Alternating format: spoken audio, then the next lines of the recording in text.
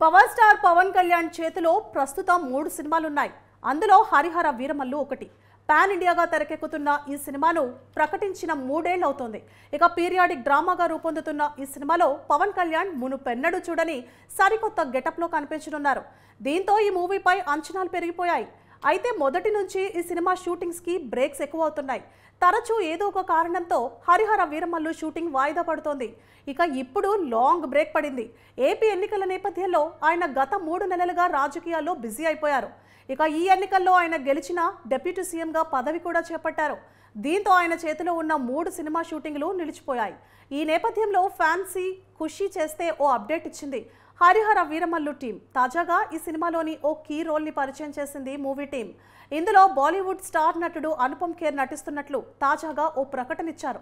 ఈ సినిమాలో ఆయన ఓ కీలక పాత్ర పోషిస్తున్నట్లు తెలుస్తోంది. ఈ మేరకు మూవీ నిర్మాణ సంస్థ ఆయన పోస్టర్ రిలీజ్ చేసింది.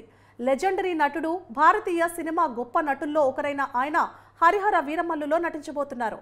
వెల్కమ్ ఆన్వర్డ్ సార్ అంటూ మూవీ ఆయనకు స్వాగతం పలికింది. అంతేకాదు త్వరలోనే మరిన్ని అప్డేట్స్ కూడా ఇస్తామని మూవీ టీం పేర్కొంది. కాగా ఈ సినిమా 2 భాగాలుగా తెరకెక్కుతున్న సంగతి తెలిసిందే. పీరియాడిక్ యాక్షన్ డ్రామాగా రూపొందుతున్న ఈ చిత్రంలో పవన్ కళ్యాణ్ 17వ శతాబ్దానికి చెందిన వారియర్గా కనిపించబోతున్నారు.